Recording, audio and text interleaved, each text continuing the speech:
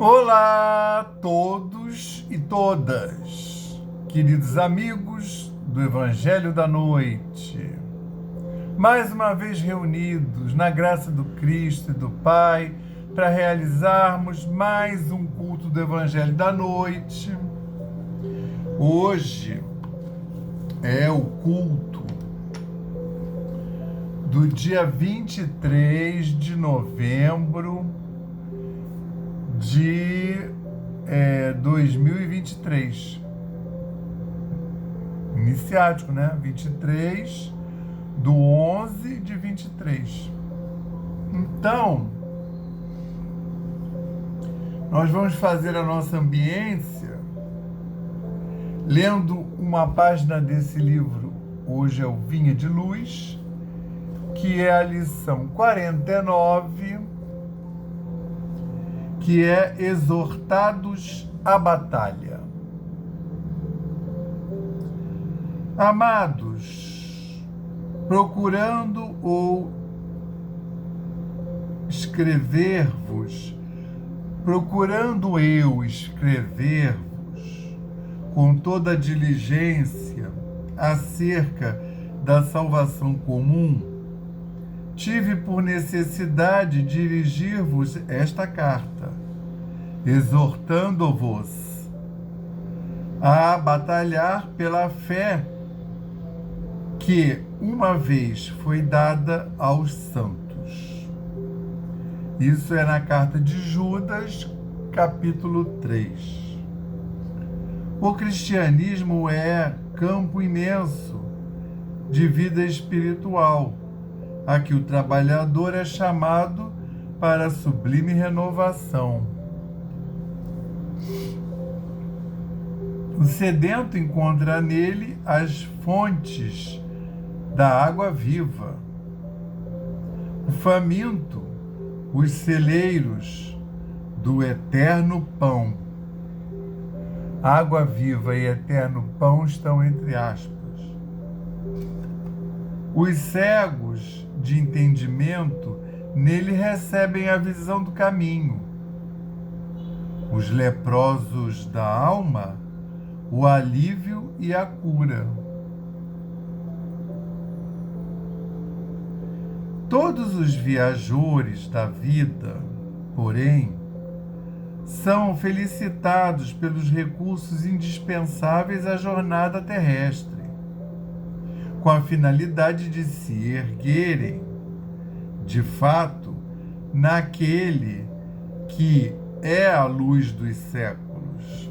Desde então, restaurados, as suas energias espirituais, são exortados à batalha na grande causa do bem.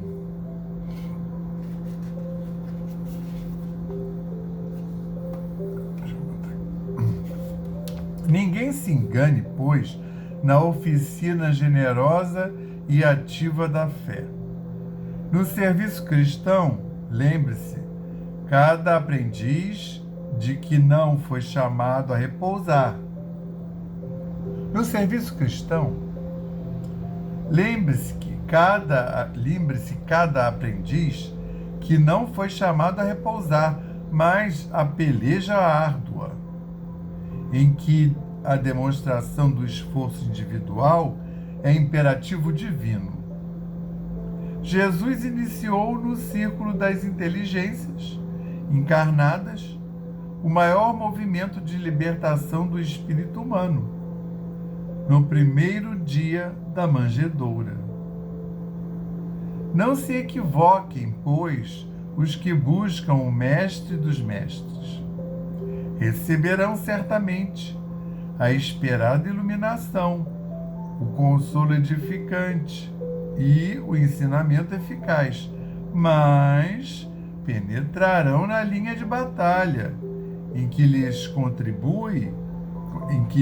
constitui obrigação o combate permanente pela vitória do amor e da verdade na terra, através de ásperos testemunhos, porque todos nós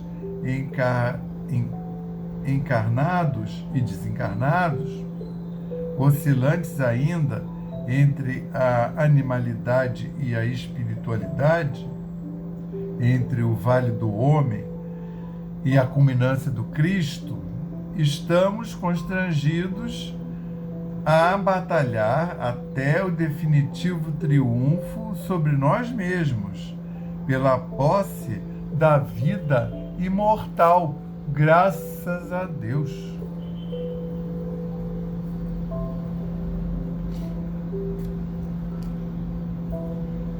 Graças a Deus e graças ao Cristo de Deus e graças ao Espírito Santo de Deus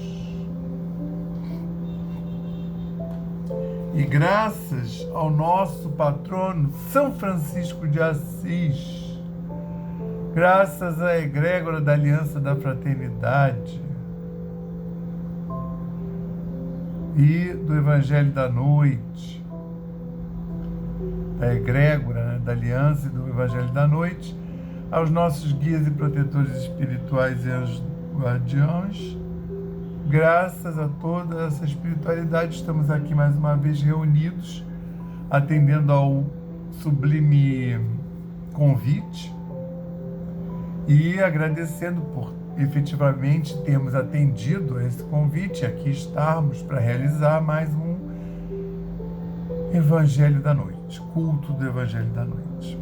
Dessa forma, Senhor, pedimos a Tua permissão para iniciar esse estudo, dizendo o lema da nossa casa, paz e fraternidade, e o lema de Francisco, paz e bem, graças a Deus. Aí, o que eu posso dizer para vocês? Eu vou dizer que hoje, na graça do Cristo, nós vamos iniciar o capítulo 4 do Evangelho de Lucas. E veremos os versículos de 1 a 13, que tratam de uma passagem muito famosa, muito badalada. Todo mundo já ouviu falar, que é a tentação de Jesus.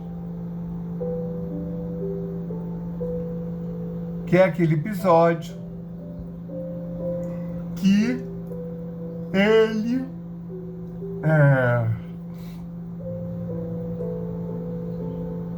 é tentado, supostamente. Isso aqui é uma grande alegoria, porque um espírito crístico, para ser tentado por coisas desse orbe, está muito distante, né? Então, o Lucas, ele narra assim, ó: cheio de um Espírito Santo, voltou Jesus do Jordão e foi levado com o Espírito ao deserto. 40 dias, durante 40 dias, sendo experimentado pelo adversário. E nada comeu nesses dias, mas, passados eles, teve fome. Então lhe disse o adversário: se és filho de Deus, manda esta pedra se torne em pão. Isso entre aspas, porque é a fala do adversário.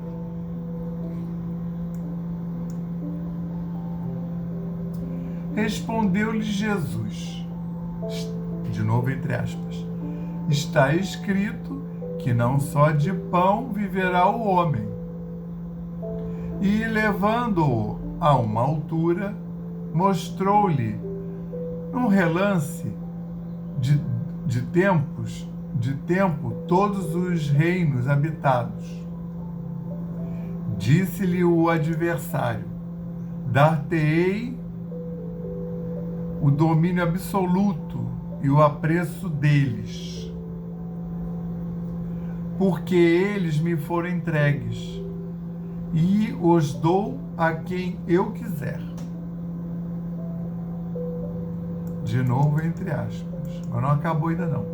Se tu, pois, me adorares, tudo será teu.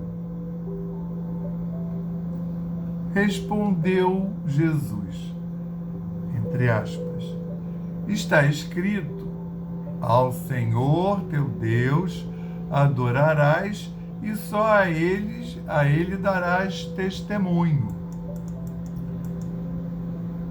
Então o levou a Jerusalém e o colocou sobre o pináculo do templo. E lhe disse, entre aspas, se és filho de Deus, lança-te daqui abaixo, porque está escrito, a os seus anjos ordenará a teu respeito para que te guardem, e eles te sustentarão nas mãos, para não tropeçares em alguma pedra.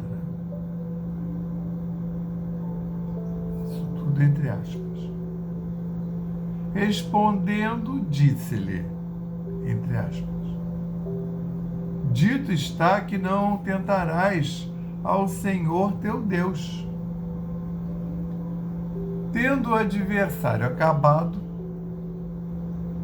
toda a sorte de tentação, apartou-se dele até ocasião oportuna. Então, o que a gente vê aqui? É aquela velha passagem da tentação de Cristo, né? Supostamente. Mas o que a gente vê aqui, na realidade, é uma alegoria ou uma metáfora para o homem na Terra, né? Que, na verdade, o Cristo não está sendo tentado porque ele já se livrou dessas tentações em algum momento da vida dele, né? E vamos lembrar que lá no último estudo, que aí o Cristo vai passar por onde João Batista está batizando, e aí ele fala, você me batiza, e o João Batista fica até assustado, dá um pé atrás, porque ele sabe da dimensão de Jesus, ele tem noção, e ele fala, não, é você que tem que me batizar, né? Imagina. Mas o Cristo lembra para ele, não, mas isso tem que ser feito, é uma marcação, né? São os sinais. E durante o batismo de que João Batista faz em Jesus, aí então aparece aquela Shekinah, né? Aquela luz que vem do céu em forma de... O pessoal fala em forma de pomba, é mais parecido quando os pintores pintam aquela gaivota assim, que faz assim, feito um V. Shekinah é mais ou menos aquilo. Shekinah é o sinal que a Igreja Universal se apropriou como símbolo dela, entendeu? E aí vem do céu, e o próprio João sabia dessa marcação, ele é uma confirmação para João, para todo mundo que viu, que estava lá. Nem todo mundo que estava lá viu, porque essas coisas só vê quem tem olhos de ver. Então, lembrando, né? Assim como você ouvir uma mensagem, uma parábola, uma metáfora, uma história, e você apreender dali a essência, o que realmente aquilo quer dizer, só se você tiver ouvidos de ouvir. Porque senão você ouve, acha que é uma historinha, né? Não tem problema nenhum, não estou falando mal de ninguém. A pessoa não tem a maturidade ainda, ela escuta aquilo como uma historinha, mas depois, quando ela amadurecer, ela vai falar, bem que lá naquela vez, eu acho que era disso que eles estavam falando, que vai ficar guardado dentro dela. Então, quando o Cristo, já do momento que ele vai para o jejum no deserto, você vê tudo iniciático. Porque o que acontece? Cheio de um Espírito Santo, que já era lá o da Shekinah, voltou Jesus do Jordão e foi levado com o Espírito ao deserto. Vamos lembrar que o Espírito Santo, porque aqui a primeira fase é cheio de um Espírito Santo. Então, ele está acompanhado de outros espíritos de escola, espíritos que são guardiões, ou guardiães, como queiram, e ele está falando, o Lucas, cheio de um Espírito Santo, que foi do envolvimento ali do batismo de João, na beira do Jordão. Ele está falando, poderia ser uma alusão à terceira pessoa de Deus, né? Porque o nosso Deus, esse Deus que foi trazido, né, essa imagem, essa noção de Deus, trazida até nós por Cristo, é um Deus que é uma trindade, que é feita do Pai, segundo Jesus, que nunca ninguém viu, só ele. O que ele está querendo dizer? Mas ele fala, todo mundo é filho de Deus, né? Vocês vão ver a Deus, ele não fala isso, mas é isso. Quando vocês se tornarem espíritos crísticos, né?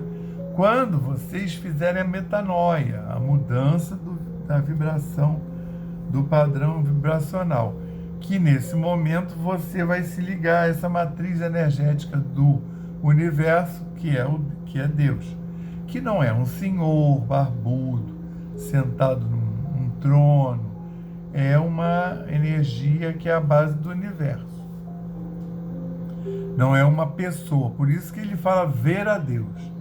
Então, ver a Deus já é parte de um desses entendimentos que eu falei. Você só vai chegar a Deus e ver a Deus, mas o ver é no sentido de união, de ligação a essa matriz energética, a vibrar consonante, a vibrar harmonicamente, e aí ser uma extensão dela, que aí você vai passar a ser o Filho, que é o que Jesus é.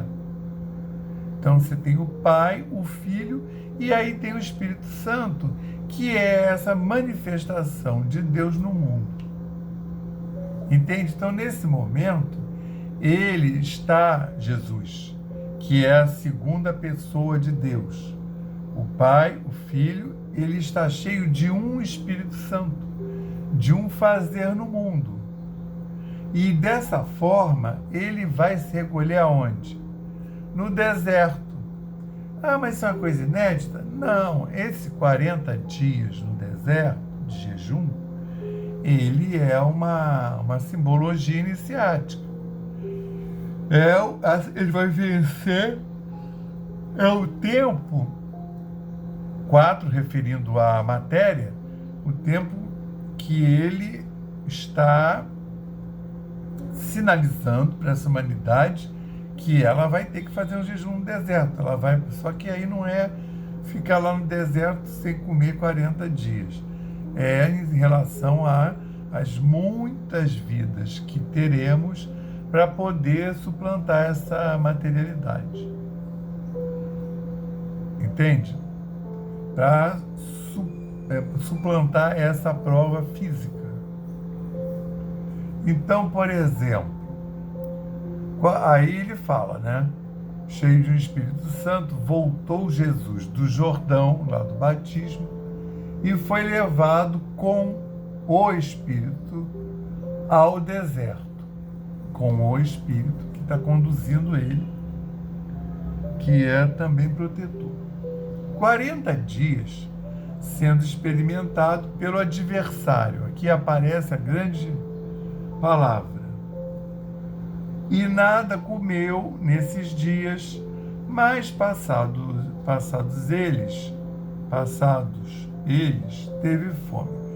O adversário é a melhor tradução. O Pastorino, nesse estudo, ele gasta uma boa parte dos comentários com a tradução. Porque, se for uma Bíblia católica, vai botar que é o demônio, que é um desses nomes, né? Se refere a Satanás. Mas o Pastorino mostra que a palavra que está lá é o opositor, o adversário, entendeu?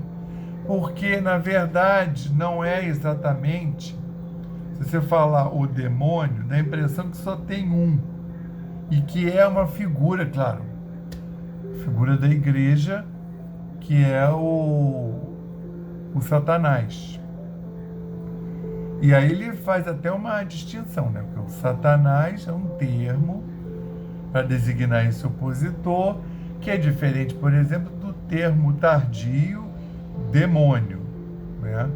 Que o demônio vem de uma palavra grega, já é da época que estavam fazendo tradução para o grego, e aí o demônio é um espírito comum, ele não é santo, mas também não quer dizer que seja ruim. Que essa palavra, esse radical, demo, é o que forma democracia, né? O poder do povo, que se refere a povo.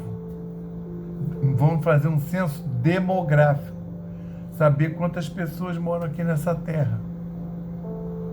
Entende? E aí, demon, lá na época de Jesus, no grego, era um espírito comum. Tá? O espírito que não era nem de uma pessoa muito ruim, nem de santo. O espírito do homem comum. E aí que não caberia essa tradução. O opositor é mais feliz, essa tradução. Aqui está adversário. Nessa passagem do texto, no estudo dessa passagem, o Pastorino botou adversário. Por quê? É quase o seguinte também, dentro da metáfora. Você tem uma trindade que está ligada a Deus. O 3, ele está ligado a coisas do Espírito. Tá? Essa trindade não existe só aqui no catolicismo, não. Tem lá no brahmanismo, né, do Vishnu, Shiva e Brahma. Então, em outras culturas, o 3, a trindade, é a expressão da divindade, da coisa espiritual. E o 4 é relativo à materialidade. Não é à toa que tem, né, os 4 elementos formadores, né, da materialidade. E quando ele fala que foi lá no deserto, faz um jejum de 40 dias, ele está mostrando, sinalizando o Cristo, né? O vencimento dessa materialidade. Mas vamos lembrar que esse 40, que é essa prova, esse vencimento do fator material, o João Batista acabou de fazer um jejum de 40 dias no deserto. Que ele ficou lá, isolado. Já levava uma vida isolada, mas depois eles destacam esses 40 dias do João Batista. O povo judeu ficou no cativeiro, no Egito, 400 anos. Ou seja, até vencer uma etapa material que eles deveriam vencer. Significados eu não sei, mas é o que o número está dizendo. Na verdade, é o 4 da materialidade acompanhado de 2 zeros. Quando ele sai lá do cativeiro de 400 anos, 400 anos de cativeiro no Egito, deixa eu pular aqui o negócio. Quando ele sai de lá, ele vai vagar 40 anos no deserto. E no Velho Testamento, várias pessoas fazem jejuns de 40 anos. 40 anos não, 40 dias. 40 anos só se fosse místico. É interessante até que 40 dias é o tempo calculado para uma pessoa média, de peso médio, aguentar sem comer. Entende? Antes ela morrer de fome. Em jejum absoluto, mas bebendo água. E aí o que eu posso te dizer? Que quando ele fala, aí ele saiu lá do batismo do João Batista, cheio de um Espírito Santo, acompanhado do Espírito Santo, fazendo um sinal para o mundo, se fazendo para o mundo. Que ele mesmo, Jesus, já tinha vencido essas provas todas. Voltou Jesus do Jordão e foi levado com o Espírito ao deserto. Durante 40 dias, sendo experimentado pelo adversário, o opositor. E nada comeu nesses dias, mas, passado eles, teve fome. Então, assim, é claro que isso tudo é metafórico e iniciático, porque um espírito crístico como Jesus geralmente não tem fome, tá? Então, lhe disse o adversário, aí vão começar as tentações. Lhe disse o adversário, o opositor. Se agora entre aspas, o adversário falando para Jesus. Se és filho de Deus, manda que esta pedra se torne em pão.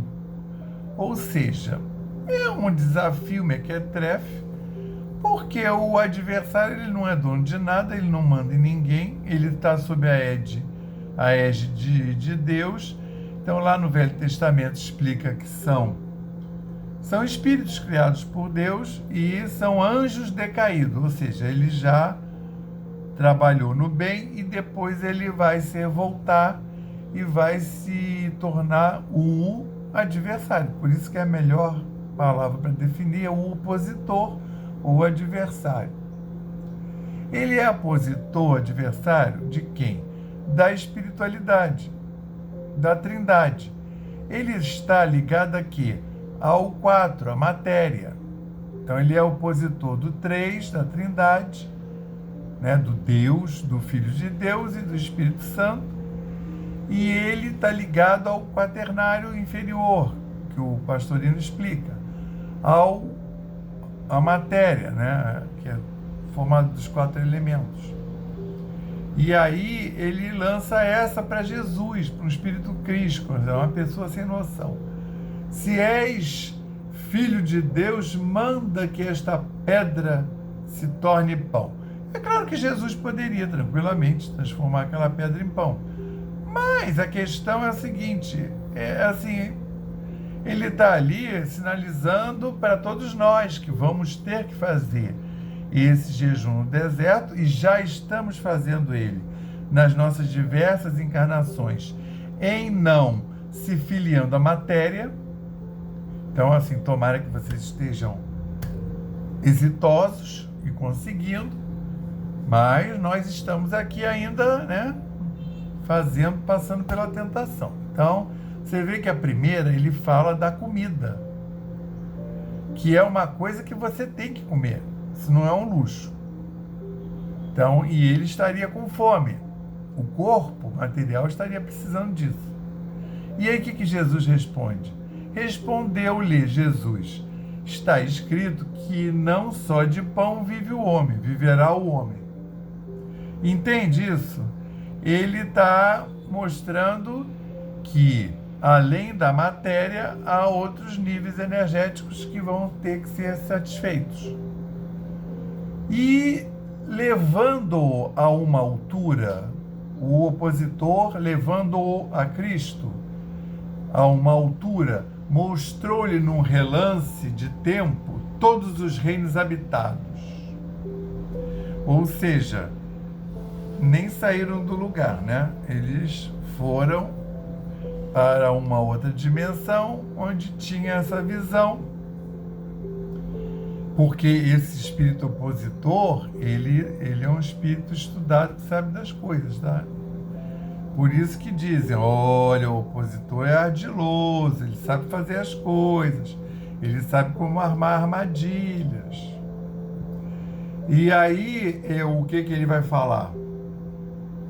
Disse-lhe o adversário, dar-te-ei o domínio absoluto e o apreço deles. Isso ele mostrando todos os reinos habitados. Porque eles me foram entregues e os dou a quem eu quiser. Eles me foram entregues, é engraçado, né? Assim, até foram no sentido que o homem está mais para mim, o homem comum, essa humanidade terrena que a gente conhece, encarnada e desencarnada, está mais para a materialidade do que para a espiritualidade. E o opositor, ele sabe que é fácil a gente atender. Ele sabe que ele está ganhando. Então ele já se assenhorou, né? Mas é um erro de avaliação dele, né? Porque ele está dispondo como se fosse dele, né? Então, assim, dar-te-ei o domínio absoluto. Mas ele faz isso com a gente, não é? A gente sabe que tem Deus, sabe o que tem que fazer para chegar a Deus. E vem a materialidade, o dinheiro, a chefia de grandes corporações, carros maravilhosos, iate, avião. Para a maioria nem precisa disso tudo, que já está lá comprado, né? Aí ele oferece como se esse mundo fosse um mundo material, como se você tivesse aqui para, né, dar-te-ei domínio absoluto. E o homem acredita mesmo, né, que ele está com tudo. E o apreço deles, quer dizer, as pessoas idolatram, não é? Porque eles me foram entregues e os dou a quem eu quiser. Se tu, pois, me adorares, tudo será teu. Aí você veja só, né, que o opositor respondeu Jesus, está escrito ao Senhor teu Deus, adorarás e só a ele darás culto. Então, assim, a gente sabe, a gente é tentado na matéria, mas a gente sabe onde é que está Deus, onde é que está a Trindade. Então o levou a Jerusalém, o adversário, a Jesus, e o colocou sobre o pináculo do templo, e lhe disse, se és filho de Deus, lança-te daqui abaixo, porque está escrito, os seus anjos ordenará a teu respeito que te guardem, e eles te sustentarão nas mãos,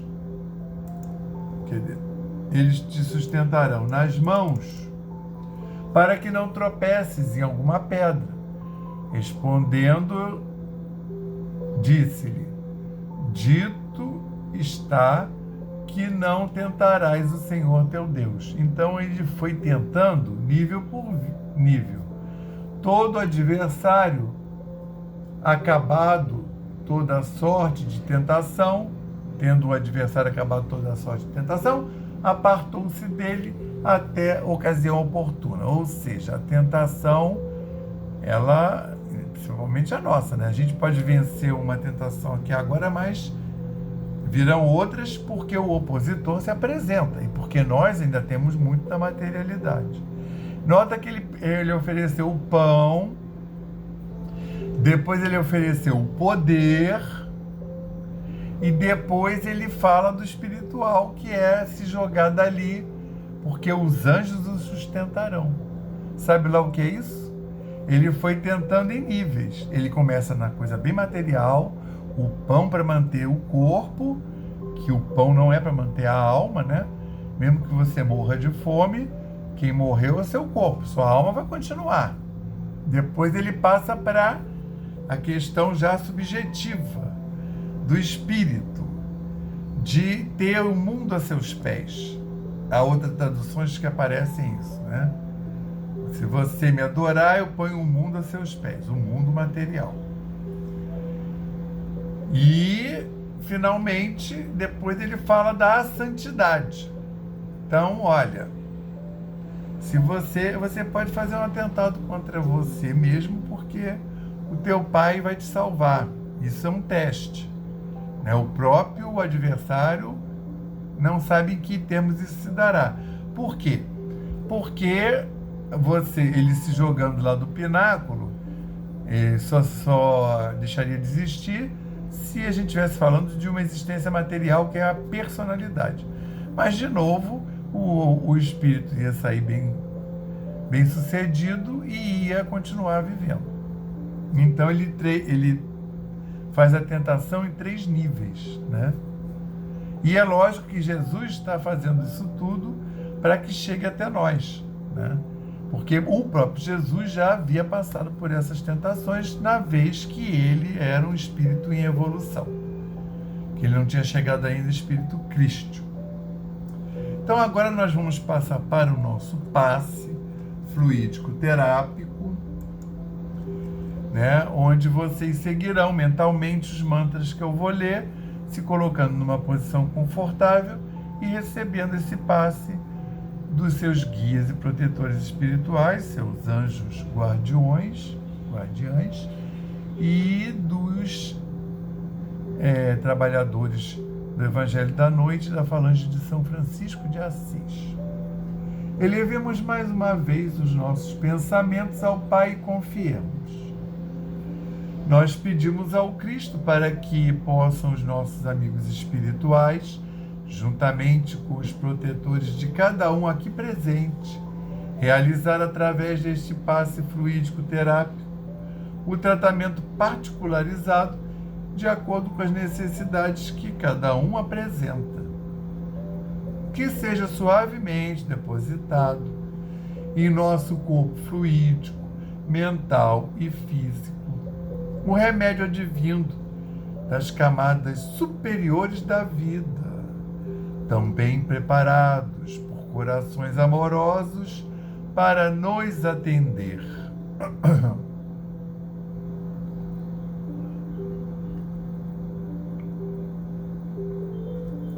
Rogamos ainda que os benefícios deste passe se estendam aos nossos lares, envolvendo de forma carinhosa nossos familiares, parentes e amigos, proporcionando-lhes igualmente tratamento eficaz.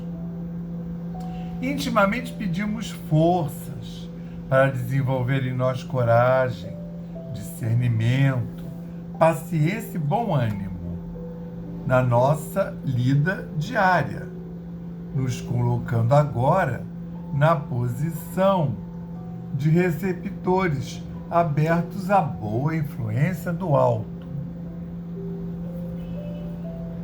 alentando a nossa consciência de que somos seres oriundos e viventes no universo de Deus.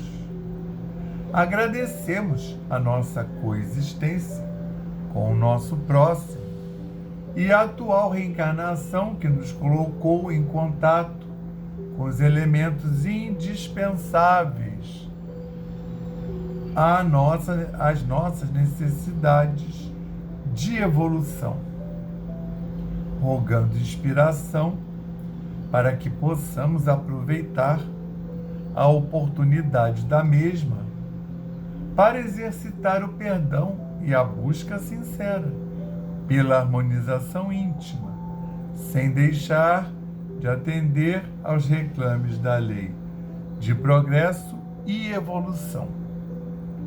Finalmente pedimos equilíbrio moral e emocional, inspiração nos padrões do Evangelho, para que possamos solucionar com os nossos esforços os nossos problemas que nos envolvem, resignação positiva sem estagnação, compreensão para agir com amor-ação sem ser subserviente, proteção, forças para manter a vigilância e disposição para realizar a nossa reforma maior, graças a Deus. Graças ao Cristo de Deus e graças ao Espírito Santo de Deus.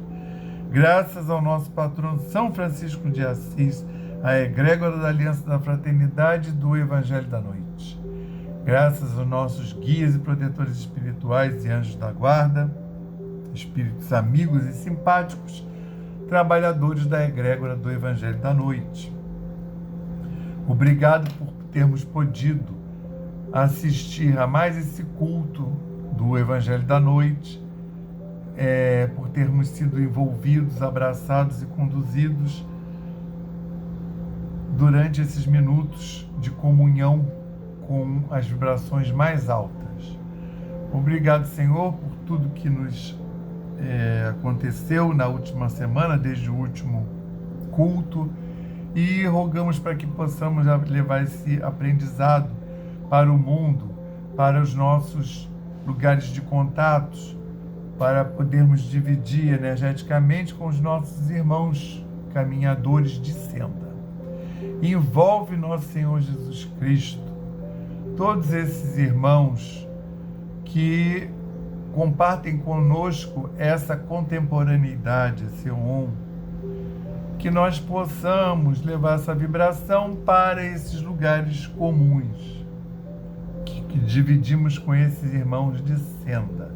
Envolve toda essa humanidade encarnada e desencarnada, um quanto de luz para a transição planetária, um quanto de luz para a Gaia, o planeta Terra. E também, Senhor, um envolvimento especial para todos aqueles irmãos que estão em posição de dirigência, de mando nesse planeta, que mandam grandes volumes de matéria, etnias, que estão na posição de comando de cidades, de estados, de países, de mecanismos internacionais, e também todos aqueles outros que estão à frente de líderes religiosos, à frente de religiões ou segmentos religiosos, tá? Vamos fazer 30 segundos de intervalo para colocarmos as nossas próprias intenções.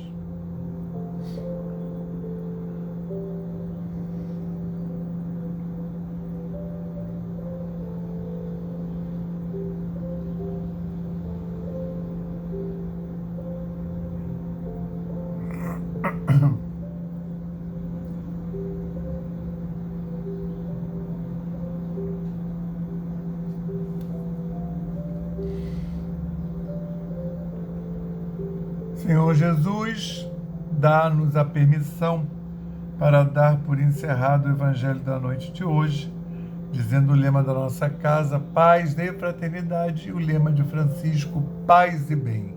Tenhamos todos uma boa semana cheia de paz, amor e luz, envoltos e protegidos na paz e na luz do Cristo. Graças a Deus.